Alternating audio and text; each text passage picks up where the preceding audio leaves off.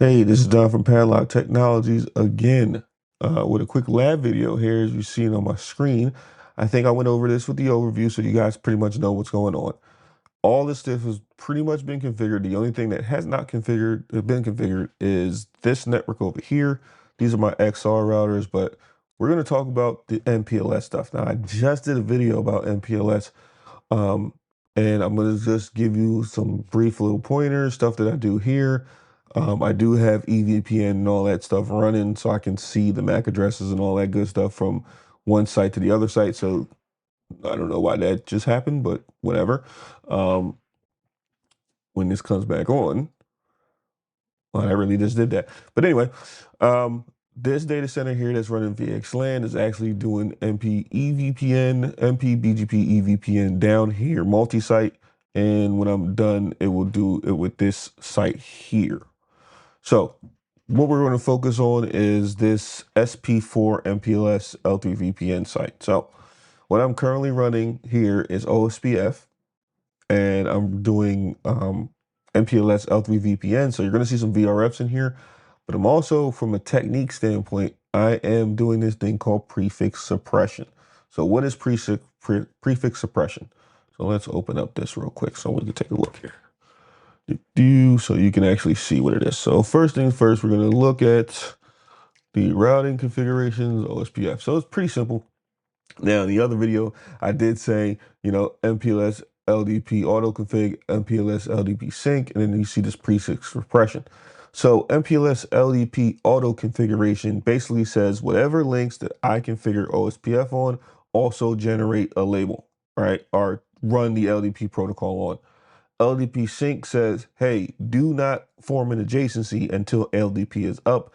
So this prevents black holing of traffic. And what I mean by black holing of traffic is, just like I said in the last video, if you decide, or if traffic decides to go to a link that is not LDP, that doesn't have an LDP neighborship and hasn't exchanged labels, you pretty much drop the traffic because it becomes an IP packet, and then now I have to do a route lookup. And if I don't know the destination, I'm dropping the traffic because I'm not really supposed to see the destination. I'm just supposed to see the label. Prefix suppression, what that does is only it will suppress everything other than the loopback and passive interfaces. So from a routing standpoint, if I do show IP route OSPF, I should only see /32s in here because the links between them, I'm suppressing those. So as you can see, here are all the /32s because they are being suppressed. So you don't see 10.1.12 or 10.1.13. You don't see any of that because I'm suppressing them, right? So if we look at the IP OSPF database here, as you can see, you only see the /32s because, again, I'm suppressing them. Now, why would you do that? Well, it's because, I'm trying to reduce the RIB, or the routing information base. I'm just trying to reduce it because I don't need to know how to get to the individual links in between. I just need to know how to get to the node itself, right? Get to the P routers or the PE routers. It's the only thing I need to know, right? And then I'm also trying to reduce the label forwarding base, or the lib, or the LFIB. I'm trying to reduce that because I don't need to know about labels in between. I don't really care too much about that. I just need to know how to get to the node. So if we look at the show MPLS forwarding table, now you're going to see a lot of V because these are VPN routes. Um, let's see if I can find a /32 in here. So if I wanted to get to, let's say 42. So if I wanted to look at the local label, was 4106, and I made a label range. So this is one of my best practices. If you're going to do MPLS, not in the CCIE lab, do not do this in the lab. But if you're going to build out this, I usually make a label range based on on the router itself. So if I do have to do some troubleshooting and it stops at a certain label, I know exactly what router that is. If you just let it auto generate, they will all generate the same labels, and then you have to look at the IP address now because you have no idea who actually owns that label. The fact that I have my local labels as 41 goes to router 41. Now these other labels is the remote labels are the local labels to the other router, which is 43. If I move this over here, see this 43? So I'm exchanging these labels. So when you see the swap, you're going to see it's either going to be imposing the label, swapping the label, or popping the label, right? Push, pop, swap.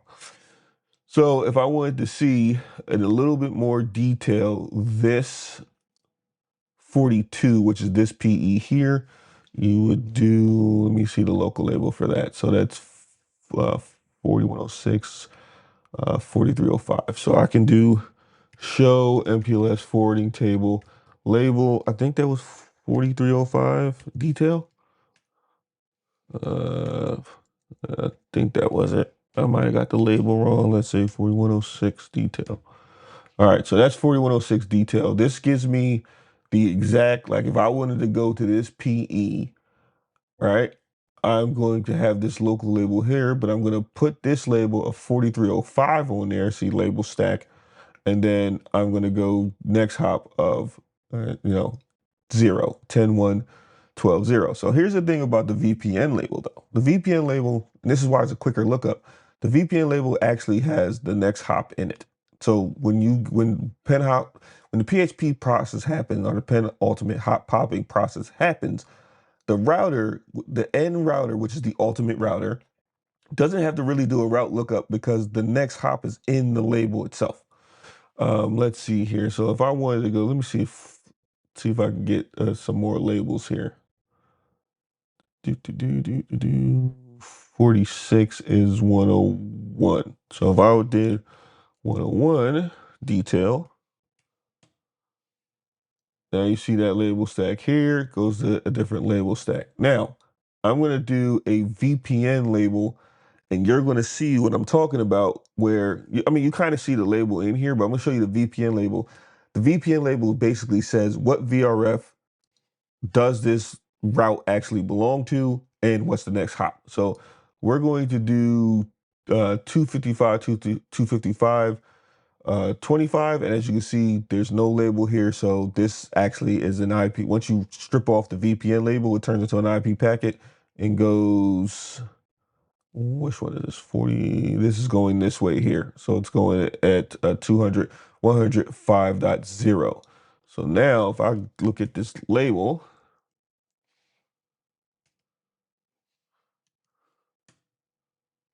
so here is the local label. So if I was to exchange this route in the VPNv4 table, the label, the service label would be 4151. So that would be the bottom of the stack label, which would be a 1. And if you look at, I did a video about the MPLS label period. 20 bits is the label, 3 the experimental bit, 1 is the bottom of the stack label, 8 is the TTL. So the bottom of the stack label would be 4151, and then the top of the label, or the top label, the transport label, would be whatever label I gave to the loop back of 10, 255, 255, 41. So whatever that is. Now, as you can see, when that VPN label gets stripped off, the information that's in that VPN label, you see the outgoing interface, which is G1, the next hop, which is the next hop, and the VRF that it belongs to, which is SP4. So if we look at show run VRF, SP4. All right, SP4, that's the label. This is my RD value. This is the 64 bytes or 64 bits. And then these are my route target values. So let me explain this a little bit. So your RD is to make the route is going to be unique, right? Because this is why you can overlap certain IP addresses, because the RD is going to ultimately make it unique. The route target value is the VPN membership value. That's how they teach it. It's a VPN membership value. What it really is the export is basically saying I'm going to look into the VPNv4 table or VPNv6 table, and I'm going to export routes into my VRF that matches this value. When I do the import, I'm going to take routes and I'm going to import it into the VPNv4 table with this value. the VPNv4 table is ultimately an import and export. It's not really a membership how they teach it. It's basically, hey, everybody has access to this table. And if you're importing routes from my route target and I'm importing routes from your export route table, we can technically see each other's routes. That's really all it is. So, grand scheme of things, if I choose show BGP VPNv4, unicast, I don't know why I always forget unicast. All I believe. There we go. So this is the VPNv4 table, right? And if I were to, let's look at a route here. Let me make sure I can look at it. Let me look at a route here. Did I just say all? There we go. What route did I want? So if I go to 111, I think /32 might make me do it. So here we go. So RT values are extended communities. So here's the extended community right here, which matches that RT value. All right. So if I was to import this RT value, I am going to be able to see this route, and the next hop will be the PE. As you can see, here's the label. So MPLS label, this in and out. So in has no label, out has this 4708 route, 4708 label, which is over here with router 47, right? And that was by BGP. So let's see here, and here's your RD value here. Now again, this is the RD value, which makes the route unique, and then this is the prefix here at the end. All right. So that's MPLS. Now from a forwarding table or VPN table, you have to go show IP route, VRF, whatever the VRF is, SP4, and that's where I'm going to see all these routes. All right. Now, some of these are going to come from my neighbor up here, and I'm doing BGP normally here. And then some of them, I'm going to see the PE, which should be, where is it at? Here we go. So this is going to be the PE MPLS L3VPN from this 47. You see the other ones are going out towards the headquarters again. What else did I want to tell you about? I told you about prefix suppression. I told you about, now from an OSPF perspective, there's no DR, BDR election because all of this is going to be a network type point to point, because I kind of don't see the point of having a DR, BDR election if routers are directly connected to each other. Now, if I had a switch in between, then I would, you could potentially do that, but then you have to worry about LSA funding and all that other good stuff. So if you can avoid it, avoid it. From a BGP perspective, though, if we look at our BGP configurations, now you're going to see I do BGP configurations completely different than most people do it and the way it's taught. So as you can see, here's the BGP configurations here. You're going to see this thing called template peer sessions. So in iOS XE, and Nexus, you can do this thing called peer sessions or templates. And the template is basically going to say, okay, here's the basic session information that you can do in, for this neighbor, and then you apply that template to each neighbor. So if you see here at the bottom, you're going to see inherit peer session IGP, all right?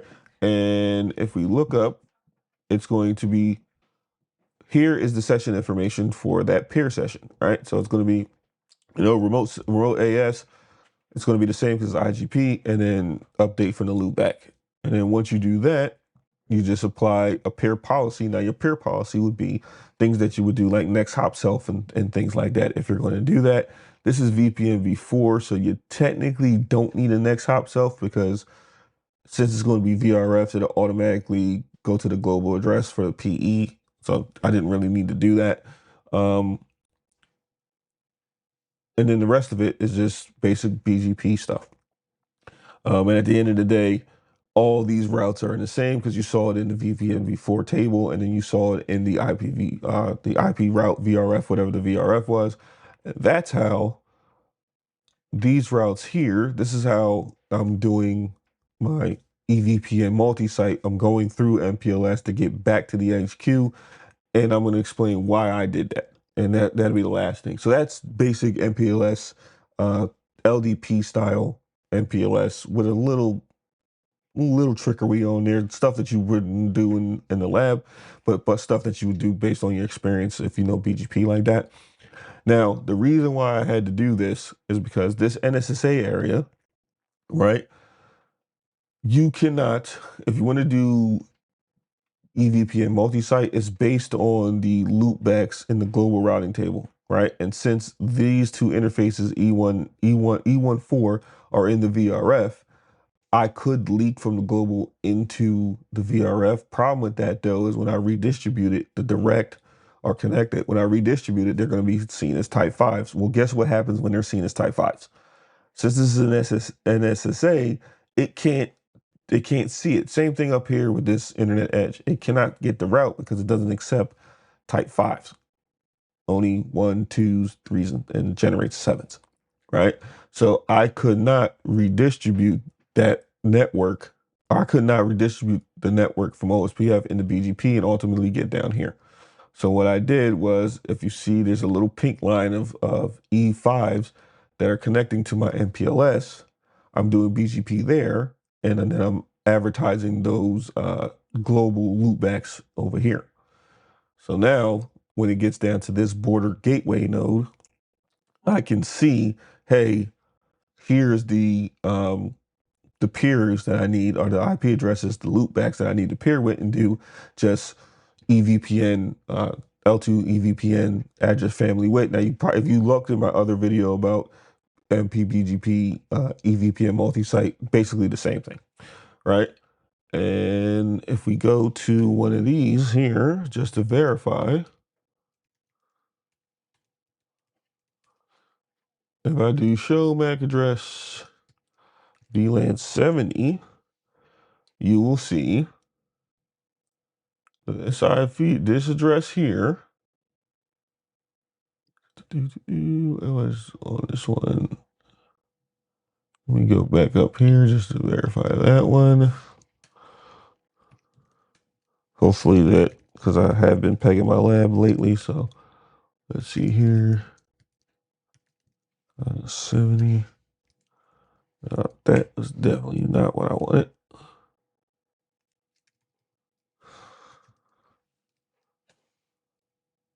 Okay, so my,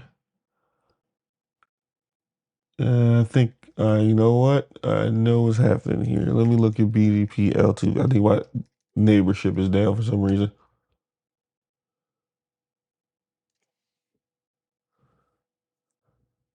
Yeah, let me see this here.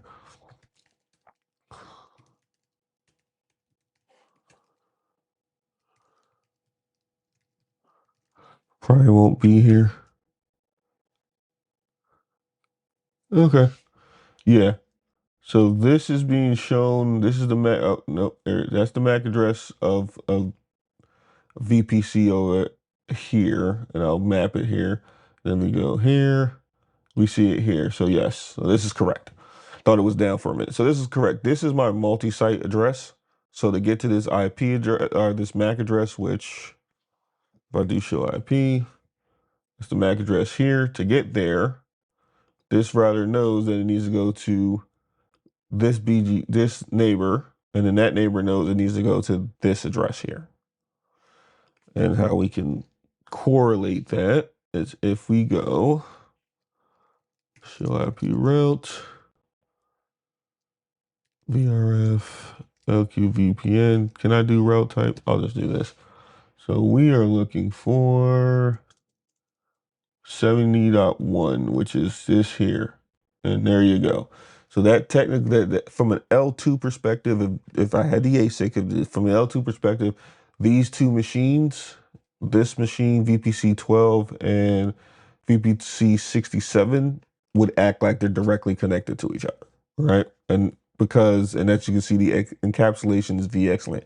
So because VXLAN technically from a data plane standpoint will not work in this virtual lab, that doesn't work, but we can verify that that's there. But that's it. I mean, that was the MPLS part. When we get to do EVPN on this side, basically it will be the same thing. And then when the other section will be probably doing either Flex VPN or DNVPN over all of these different ASNs. Um, you'll see some from the MPLS L3VPN side. This is normal BGP, so there's no labeling here. So everything is in a global routing table. So all of these have to know how to get to the destination. This has been completed. And then this ASN 35003 has been completed. And then I'm working on 65004. Now, these are XR routers, so there's a little difference when you do XR, especially from a BGP perspective, because you have to use this thing called a route policy, because if you don't have a route policy for external peerings, you will not send routes or receive routes. And we'll talk about that in an upcoming video.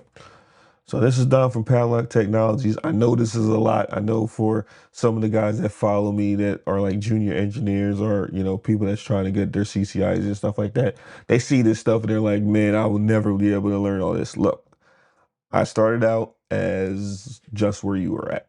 Didn't know a thing. Didn't know what VLANing was. Didn't know what trunks was. Didn't know anything. And now I'm here. So it just take the first step, read the books, right? You can only get so much from videos. You have to read those books. I know they're long, they're dry, they're super boring, but you have to make some fun out of it. All right. Again, this is Don from Padlock Technologies. Got any questions about any of this? Put it in the comments. Don't forget to share, like, comment, and subscribe. Thank you, and have a nice day.